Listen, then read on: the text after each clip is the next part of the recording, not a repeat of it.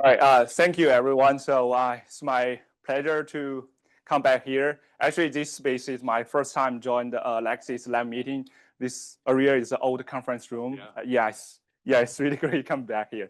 So today I will introduce our tool developed last few years to analyze this one very specific kind of proteomics data.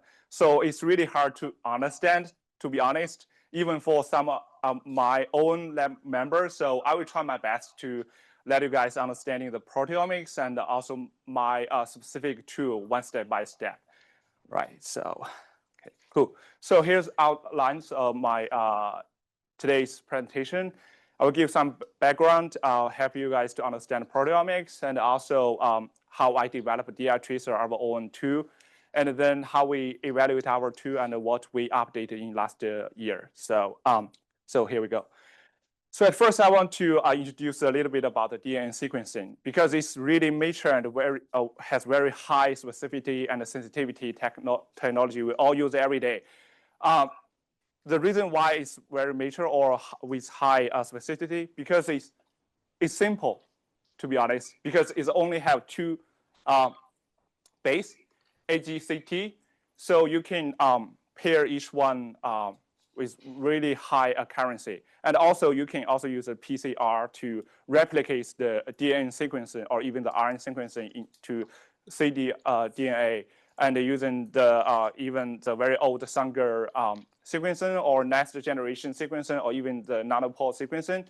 But for protein, it's a different story. For protein, in human, we have 20 common amino acids, and each one have very different structure and different bases. So we cannot find the specific binding pairs like DNA or nucleic acids.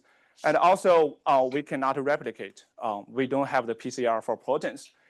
And one more, like one worse scenario, because we always have modification on the protein, even after the translation or transcription. The one very familiar modification is the phosphorylation, which is very important in the signal pathway, right? So even for one same protein, we have different formats of that protein. The phosphorylation occurs on STY, 3 different amino acids. It can occur on 1 or 2 or even 3 of them. So definitely different combinations of the proteins we all have. So here's just a brief idea about how many proteins and how many, we call it proteome forms in our human body or in the nature. So in human, we have 25,000 genes, but finally, we probably have more than 1 million proteins with different modifications. So it's really hard to sequence the protein compared with the DNA. And in the last few decades, we using the LC-MS to sequence the protein. So the full name of the LC-MS is a liquid chromatography tandem mass spectrometry. So we start from the sample and we prepare it and digest it because the protein is so big, we cannot put it in the LC system to sequence it directly. So we use a trypsin or other like a digestion way to break them down to the small parts of the peptides, and we sequence that peptides with a modification. And then we use the software to match these signals we got from the mass with the reference database, and then we got the final result, like which peptides or which proteins we found in the samples. So it sounds very simple, right? So, but at first I want to let you understand what's the mass or mass spectrometry. So we can understand it very simple, like it's a scale, right? So because what we got, the signal, what we got from the mass spectrometry is just the weight, the mass over charge. So here we have the one example. For example, this is the peptide. After the mass spectrometry, we got this 301 Dalton. And we go back to the reference database, and we found another peptide. The sequence is the peptide. And the sequence of this peptide, the weight is 301 Dalton. And we say, oh, this signal we got from the mass spectrometry probably be this peptide. So this is the way what we use the mass spectrometry. However, the nature is much more complicated than what we saw like this, right? So here's one example, very simple example. We have two shapes here. So one is a triangle, another one is the circle one. So the triangle weight is 1 gram, and the circle one is 2 grams. And here we have 3 sequences, right? And we use the scale, like this is the real scale using the gravity, and we got the weight of these 3 sequences. So the first one we calculated is 7 grams. The rest of them are 6 grams, right? So we use one scale, we can distinguish them to 2 groups, and we know, oh, this one is different with the 2 one. But how about this one, these 2 ones? Then we have another mass spectrometry. So that's what I call it a tandem mass spectrometry. We have 2 mass spectrometry in one box. But actually they are same, but like just a loop to. So for these 2 sequences, we use one energy to break it. This energy can only break one peptide bond one time. And then we will have different combinations after one energy breakage here. So this is, we call the left part is B ions, right part is Y ions. And for the first group, we got these combinations. And for the second group, we got these combinations. And we say some of them are different. And then that's how we distinguish or identify the peptides using 2 mass spectrometry in one time. And the mass spectrometry has really high sensitivity. So the tolerance is less than 0.02 Dalton in like a very updated mass spectrometry. And just a reference, the protein, the hydrogen is 1 Dalton. So it's very precise. And so I just introduced the mass spectrometry, and this is LC, the liquid chromatography before the MS mass. Because if we put everything in one time to the mass spectrometry, it's too much, right? Too many peptides. So we use the LC, like just a very long column.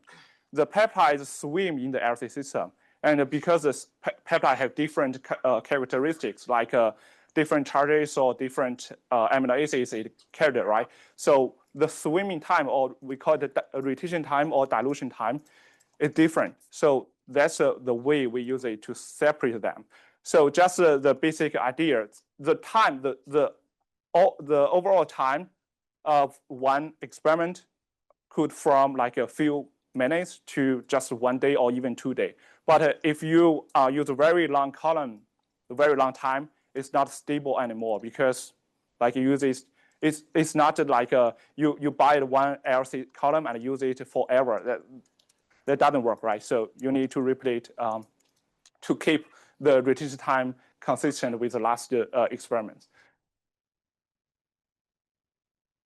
So what the mass spectrometry looks like? This is a whole image like of the mass spectrometry data looks like. So we have different dimensions. This dimension rotation time, like I said, the peptides swim in the LC system. Because it's not like just one peptide, it's not impossible, right? So we have a bunch of same peptides diluted in the same time. So that's why we say there's a bell shape.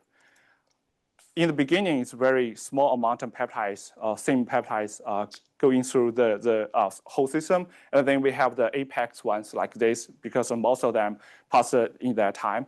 And this dimension is the real spectrum or from the mass spectrometry, what we got from the instrument.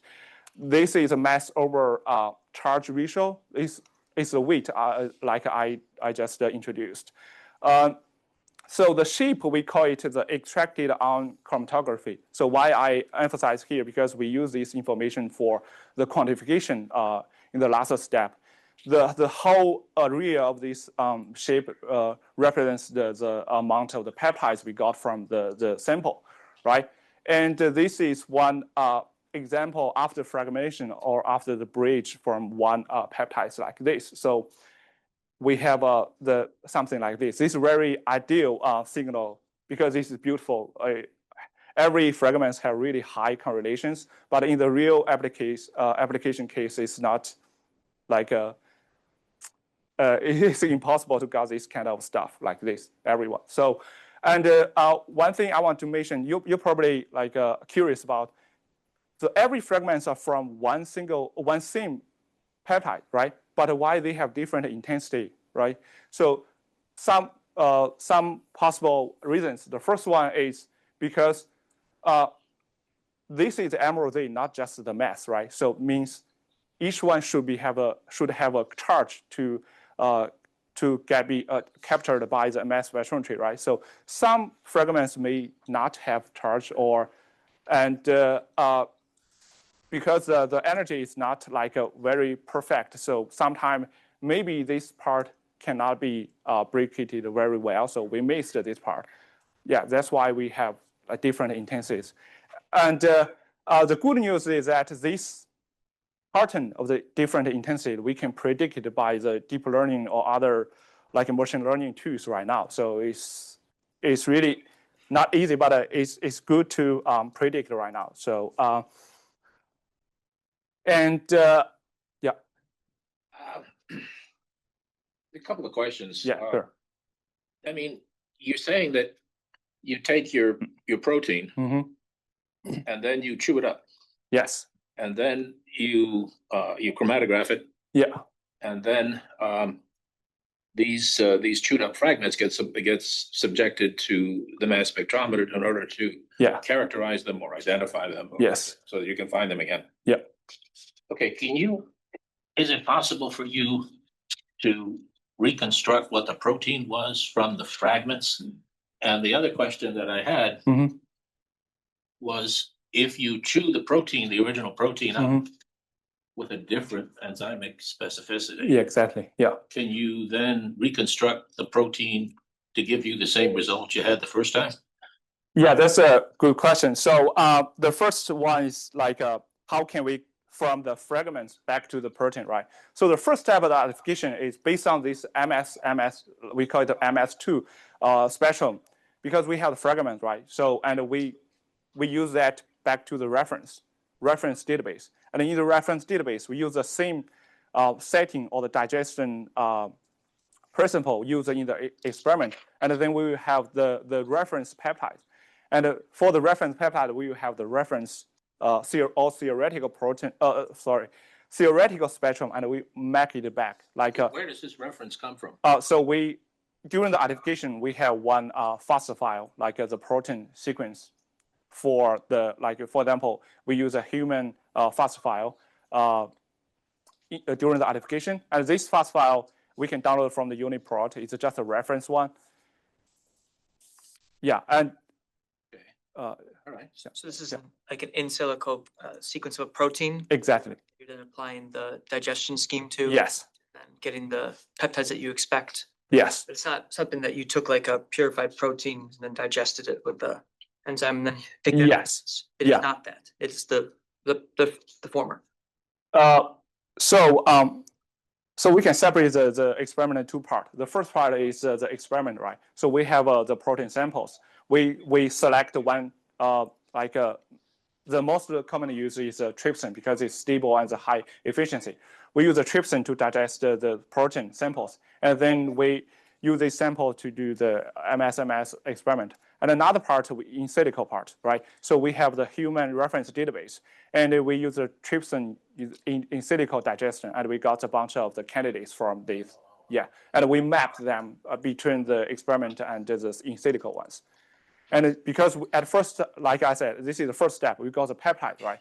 We got a bunch of peptides, and we use the protein inference, because for some proteins they may share some peptides, right?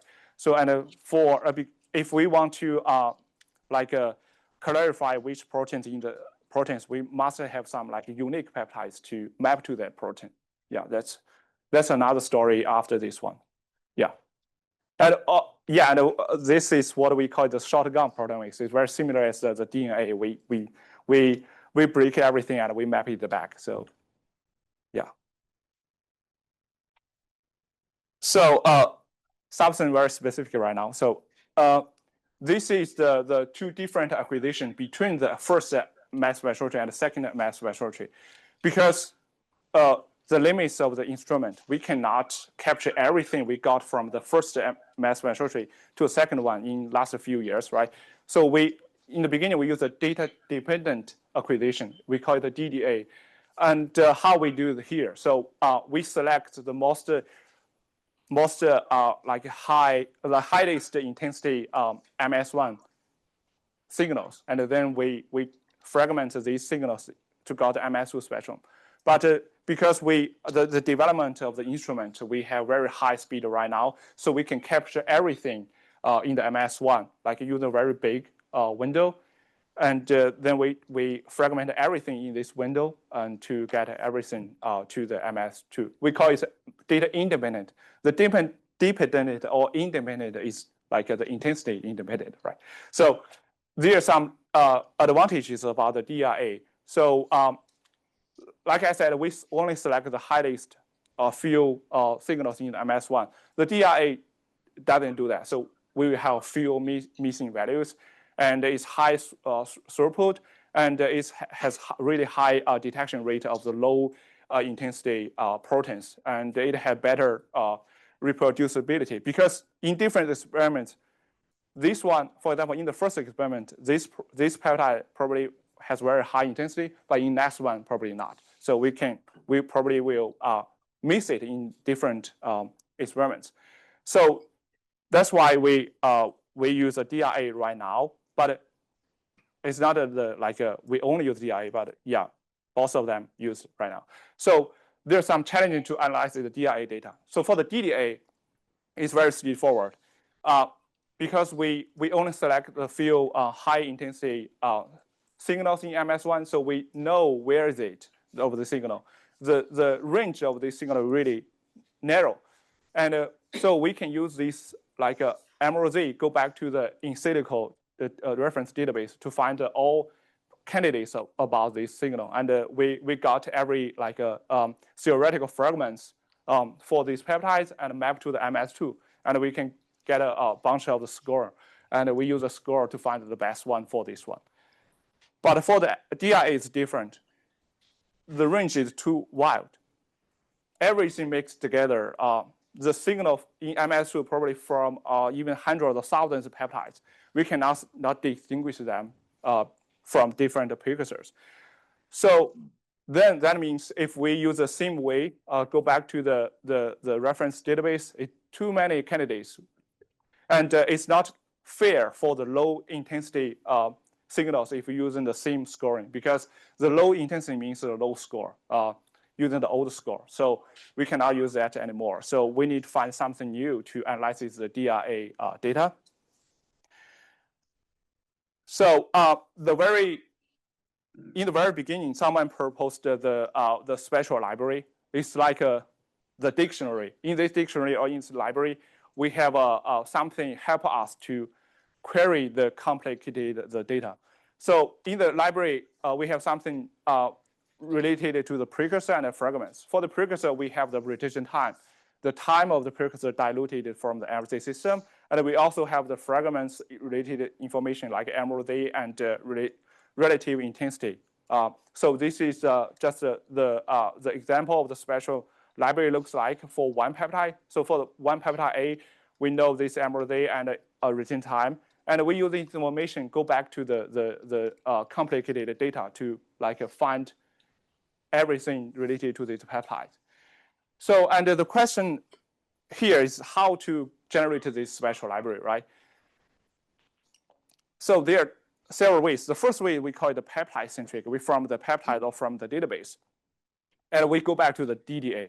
So if we have extra samples, we run these samples using DDA to generate a very high quality library.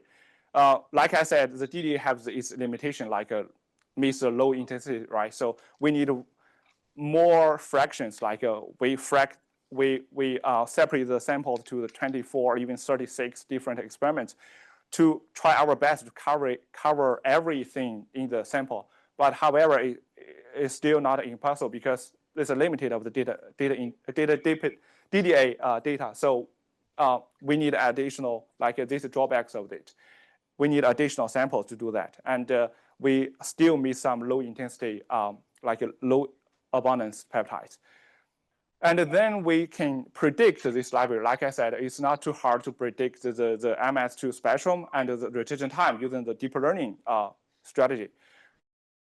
Reference database, we using the digestion principle to get all possible peptides from the reference database. And we use the deep learning to predict the rotation time and MS2 spectrum using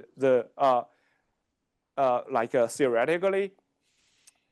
But the question is, like I said, for different peptides, we probably have different modifications. It's really hard to predict the rotation time and the mass spectrometry for the modified peptide because we don't have enough data to train our model, right? And another drawback of this predict strategy is that if we have a really large database like a meta-proteomics, we want to investigate all bacteria in human gut. So it's really hard to predict everything inside it. It's not a million, it's probably billion of the IDs we should predict. It's too slow, and we cannot control the quality as well as what we have in the small database. So there's another way we proposed like 10 years ago by our lab. We call it the spectrum-centric. Like I said, if the fragments from the same precursor of same peptides, they should have very high correlation between each other. We use the information, go back to the raw data directly, and extract every possible features or signals from MS1 and MS2. And we map them together using the correlation. Like I said, if they are from the same origin, they should have very high correlation, right? And then we will know the exact rotation time and the MRZ of that signal and or MS2 MRZ of the fragments, right? So, and then we can build a very high quality library for that. So it's run specific because we from the raw data directly, and we don't need to run additional DDA, and we don't need to worry about the modification stuff because we know the exact MRZ, so we can use the DDA search engine to search this like a deconvolution spectral library directly, right? So, but I have to admit we have some drawbacks because this is based on signal itself, right? So if the signal is too slow and too weak, we cannot using the correlation to find them. So that's one possible drawback. And in last 5 years is another new technology proposed to help us to analyze the proteome data further. Like I said, it's too complicated. So everyone wants to propose some new things to help us to analyze them. So this one proposed like 6 years ago using additional separation called the teams. You don't need to worry about that. You can consider it's another separation technology like a rotation time, but it's really quick. So the data, so in the old spectrum data, we just have like a spectrum like this, right? So it's just a two-dimensional signal. However, after using this technology, we can separate them. We add one more dimension on that. So for example, for these ones, after using this technology, we can separate them in the different dimension. But in the older one, we cannot say which one is from which one peptide. But the question that current software cannot handle this data very well using the spectrum-centric strategy. So that's why we developed the diaTracer and combined with our current fragment pipe computation platform to analyze the DI passive data using the spectrum-centric way. So finally, that's my work right now. So yeah, so in diaTracer, we have different steps to analyze the data. So the first one is we need to pre-process the data.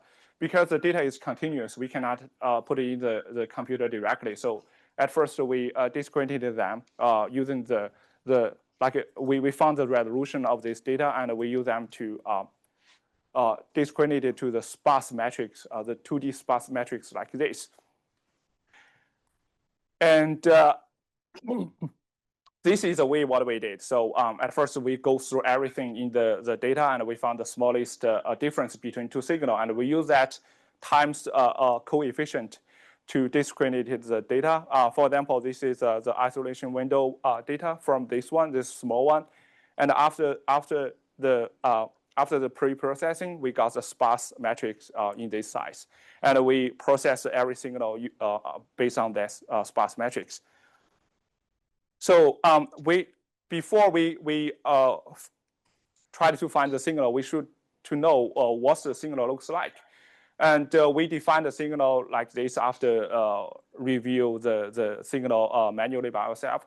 So in one LC system, in one LC frame, the signal range is like this. It's very like we can consider it's a 2D Gaussian distribution signal. The MRZ range is really narrow because we have very high accuracy from the mass spectrometry, and this is the unbalanced dimension range what we got from the teams, like another separation technology. So, and we also know the signal center based on the Gaussian distribution. And after that, because in each LC frame, we have one signal. If they from the same peptide, so like I said, it diluted during the time. So, and it has the apex. So this is a final signal we want to find. It's a XIC. So, and the top one is the apex. So this is all attributes we want to get from the signal, including the MRZ, unbalanced center, and the range of the signal. It helps us to scoring and also the intensity of the whole signal and the start of the end of the signal during the LC system. So, and then we should to find the signal in the raw data. So where is the signal? So this one is very perfect and ideal signal because you can see some center here. But this one is okay, and most of the time the signal looks like this. It has some noise over here, but you can also see the center like here.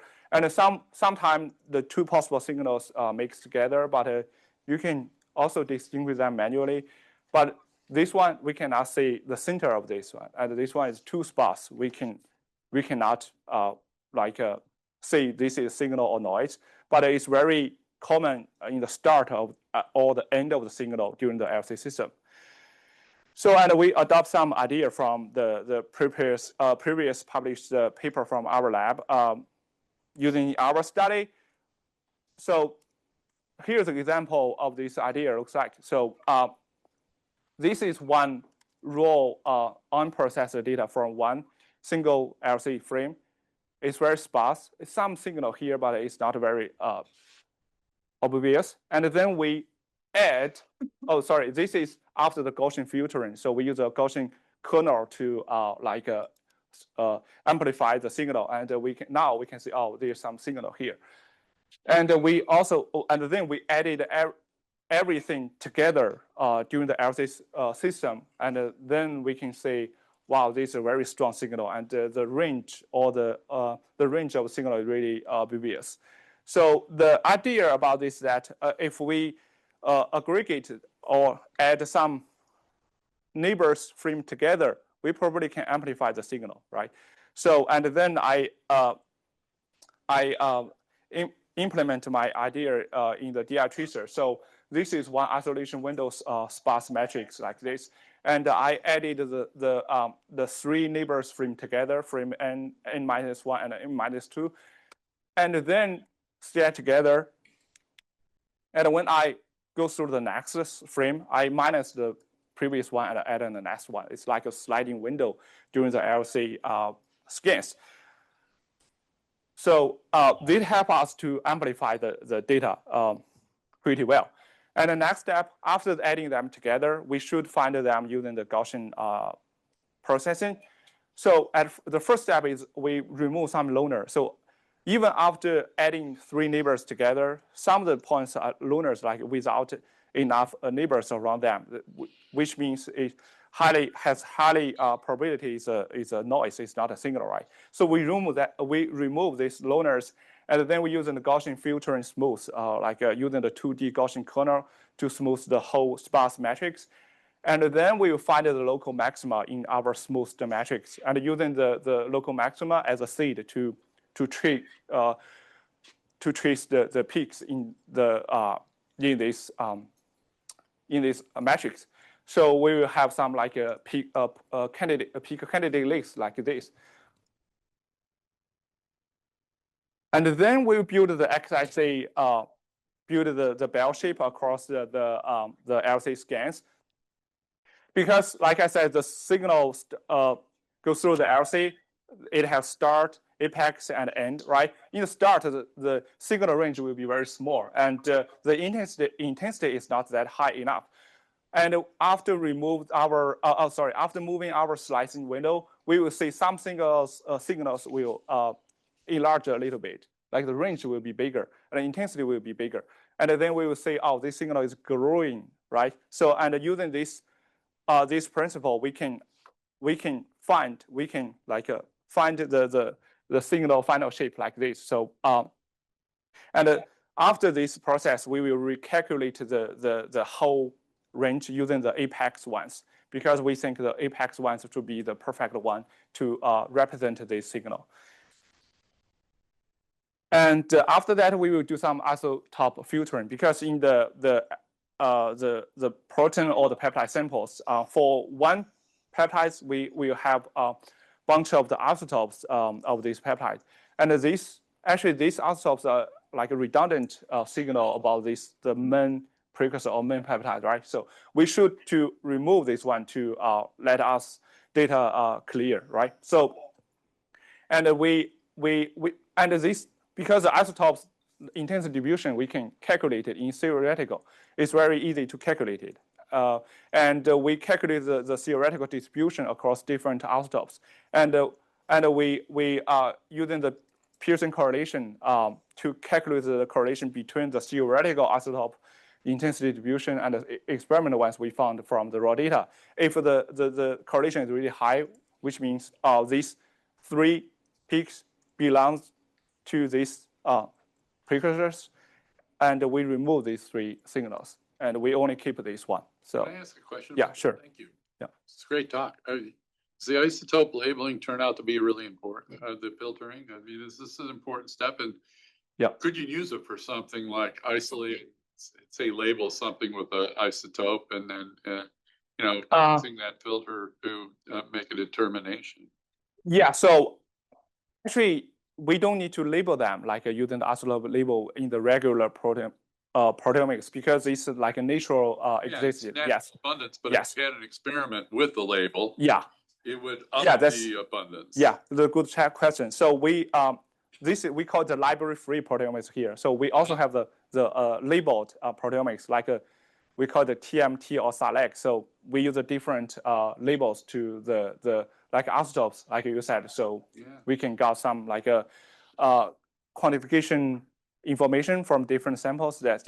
Yes. First question was, is it really important that you do this? I mean, do you have to do this? Yes, we have to do that. Okay. Because without info, I will show some slides later during our updates. We found some not bug, but improvement in our updates. So yeah, I will show that. Maybe it was, it's worth doing. Okay, good. Thanks. No problem. I never would have guessed. Yeah. So if there are 2 like, and it can also help us to make sure the charge state carried by the peptide, because not all isotopes is like a 1 Dalton, because it with charge, right? If it has charge 2, which means the difference between 2 isotopes should be 0.5, not 1. So it helps us to make sure the different charge states of this precursor. And after that, we got the MS1 x-axis and MS2 x-axis, and we use a correlation to build the pseudo spectrum, like the DDA style. And then we write it in the one format of the file. And with this file, we input this file to our whole fry pipe workflow. So we have the identification engine called MS Fragger. It's for the DDA. So, but we have this pseudo spectrum. It's very likely the DDA style. So we can use a fragger to identify the data directly, and then the rest of the step to have the like high quality identifications, and then we build a spectral library, and then we use a quantification to quantify everything in our data. And then next, we found one data set to evaluate our performance. This one from the CSF sample, and we found one competitor. This name is diane. It's a peptide-centric tool. It generates a spectral library using the in silico predicate. And we tried the different search setting like triptych search, and semi-triptych means maybe I can show here. So there are 3 ways to generate the library. The first one is the DDA-based from the original publication. Another one is a diane in silico predicted one. And last one is by our side. So there are 2 different searching settings here. The first one is triptych. For example, this is one protein sequence. If you use a triptych, because the triptych will cut the sequence after K and R, right? So if we use a strict triptych searching setting, which means we can only get the first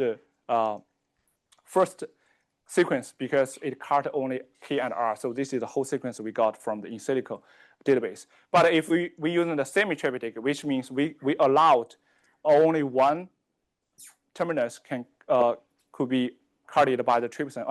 Another one is not like required. It's okay to cut any side. So the reason why using this searching setting, because in the CLF or the plasma samples, we always have some semi-triptych peptides. Even we didn't use, even we use a triptych like a trypsin during our samples, sample processing. So, and here's the performance on this CF data. So we can. So this is a DDA-based, like the DDA generator library result, and the y-axis is the left part is the protein numbers. We got across different samples, across different experiments. This one is the precursor numbers or the peptide numbers. We got different samples. So and the flat pipe diaTracer is our side result. We can say, and this one is the peptide-centric. So even on the protein or the precursor level, we can identify the more peptides and the proteins compared with the diane, like a peptide-centric based result. And because we support the semi-triptych, like I said, if we use a semi-triptych in the in silico predict library, it's too big. diane cannot support that part. So this diane, they only have the triptych result. And we also support combine the DDA library and the diaTracer library together, and we got the best result across different ones. And this is the running time comparison between different between us and our competitor. So you can see the whole processing time we just use half of them. So our tool is faster than them, and we can support the semi-triptych, which diane cannot do that. And this is one example, like what we found is one finding from the semi-triptych search using our tool. So this is one protein HPX, and in this HP protein, there's some like signal peptides in the beginning of this protein, and the last amino acid of this signal peptide is A.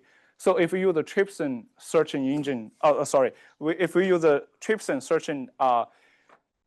searching setting together in silico like a reference database, we cannot like got the sequence after A because it's not like a trypsin principle. So we can only got this part of the result, this part of the peptides using the semi-triptych searching, and the orange one is the triptych peptides. The green one is semi-triptych peptides. So after the semi-triptych searching, we got lots of more peptides compared with the triptych peptides. And why it matters? The first thing is that, like I said, we can only capture this bunch of the peptides using the semi-triptych. Another one is that because using the semi-triptych, we get more peptides, and it helps us to get better quantification performance.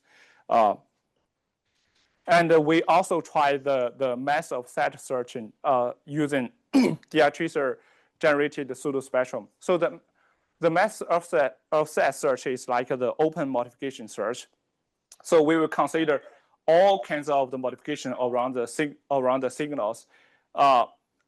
It's also not possible to run the peptide centric because it's impossible to predict the reason time for the modification. And here is the result, and we can see we found some like very common phosphor, and this is glycan related modification. So it shows our capability to analyze the DIA data using the open search. And next, I will show some like updates in diaTracer. So the first one, I will answer the Brian's question about the isotopes. So this is isotope looks like in the real DI passive data. This one is a main like precursor of the main ions. These two are isotopes of this main precursor. So it's a natural generation. It's not like an experiment generated. And because this is charged 2, so you can see the difference between two ions is like 0.5. This is after connected together to the XIC looks like. So usually if the charge is 1 or 2, the isotope's intensity will be lower than the main ions, but it's not like always that. If the charge is 3 or 4, sometimes the isotope's intensity will be higher than the precursor. Yeah. So and during our test after publishing our first version of diaTracer, we found lots of the PSMs or the spectrum identified in the old version of diaTracer result. We found like more than 15% of the spectrum mapped to the first, second, or even third isotope peaks. And then we update our isotope filtering algorithm to reduce them. And you can see the percent of the PSM or spectrum mapped to the different isotopes dropped a lot. The reason why we do that, the first thing is that it reduces a lot of the file size, like 40% of the file size. And then because the generated files is for rest of step processing, if the file size is too big or too many too many spectrum in our files, it will cost a lot of time in rest of the processing. So it can save a lot of time and also can reduce some like a false positive matching mapped to the isotopes. And next, we do some changes to like improve the analysis speed further. So this like more like an engineering part. So the first one, we optimize our the data flow in the diaTracer algorithm. In the beginning, when we analyze the data, we use this like this is a pseudo code here. So at first we for loop every isotope windows in the whole data, and then we go through every LC frames, and we define some small computing windows to using the multi-trace on computer. So this is the old version of the diaTracer. So after that, the whole process will submit around 48 million jobs. So this is too many jobs for the computer. It's with too much time on the like allotting the jobs to different processors. And in the new version, we changed the way to define the small computing units. We moved it out. So finally the jobs we submitted in one run is only like 8,000. So it reduced a lot and save the time for allotting the jobs for the CPUs. And another one, like I said, during the feature extraction or the peak extractions, we first remove the loaner, and then we smooth the whole sparse matrix, and we got a smoothed matrix, and we find the local maxima on the filtered or the smoothed matrix. So the way to find the local maxima is just to go through everything in the matrix. That's the way we do in Java, which means after the smoothing, it's not sparse anymore. So with too many points, we need to go through everything in the smoothed matrix with a lot of time. And in new one, we use the line loaner, because after the loaner removal, we only have line loaners, right? So we use the line loaner as a seed, and we only find the points around the line loaner to see if it's the local maxima or not.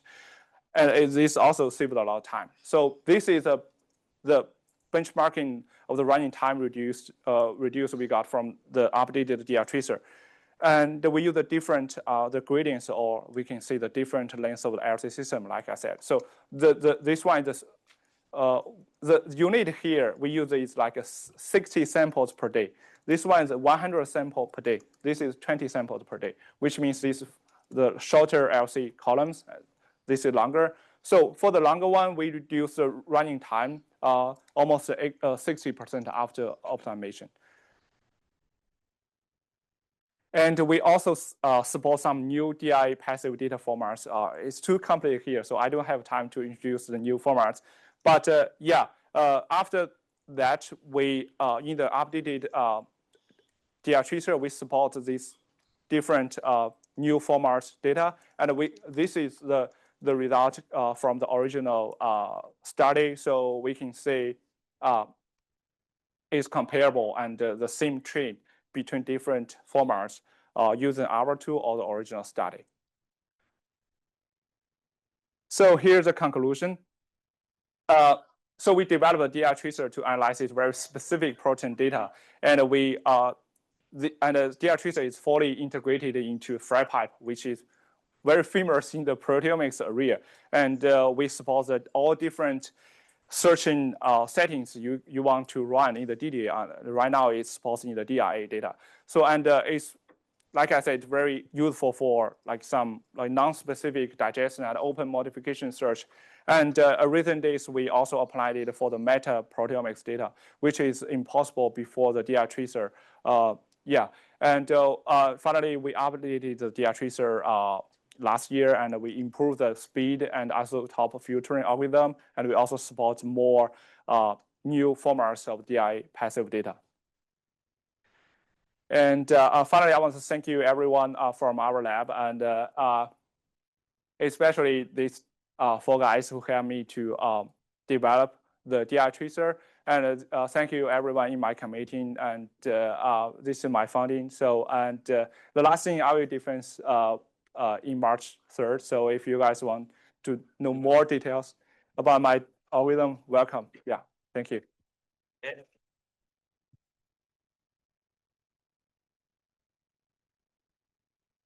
Any questions?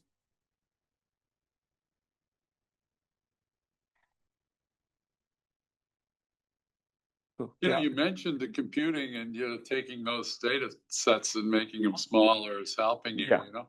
Yeah. How much computing are we talking about? I mean, are you using a bunch of GPUs? I mean, no GPU at all. So. Oh wow. Yeah. Yeah. Guys. So, like I said, right now we have some deep learning based tool for proteomics or prediction, but I don't know. Maybe the proteomics guy too old. I mean, it's an old style because we don't want to upload the big file or buy the new GPU on the current desktop. So right now, most of people are just using CPU. That's why we optimized everything based on the CPU server. So and the whole process is not running on the very powerful CPU. It's just like a regular desktop, maybe 16 or 32 CPUs desktop. Yeah. But right now we also set up the online GPU server to utilize the deep learning tools on our side as well. So yeah, a lot of people use it right now. Yeah. You kind of mentioned that your recall has improved with your new methods. You detect more proteins. You know where these proteins are situated? Are these low abundance proteins? Are these shorter proteins? Do you know where the improvement exactly is being made? That's a good question. So if we compare with the competitor, the more proteins we found because like I said, the peptide-centric tool is based on the prediction. So for some specific peptides or proteins, it has very low prediction. So if you use the wrong predicted return time or MRZ to find the data in the raw data, right? So it's a wrong place. That's one of our strengths to find this kind of the proteins. Second one, like I said, the improvement in the new diaTracer, because like I said, I removed lots of the isotopes. These isotopes is from the precursor, but if we map these isotopes using the MRZ, the weights back to the reference, because in the reference we also have the decoy ones to help us to calculate the FDR, right? It has some possibility to map to the decoy ones, right? So and it interfere our relation. And in the new version, we remove this part. Probably can avoid some like inference from these signals. You go. So you were mentioning you were, if I understand this correctly, so you were you have like developed this like method to separate like all of those like different smaller proteins from DIA data. Yeah. And you're saying like it's not like run on GPU or anything at all. So that's like purely statistical thing you guys are doing. Yes. Awesome. And then like you just like somehow add more dimensionality to it, and then exactly make the separation of the smaller proteins like more prominent. Yes. Yeah. So so in the very beginning, I'm also thinking about like can we use some like deep learning or very fancy method to help us to distinguish the signal?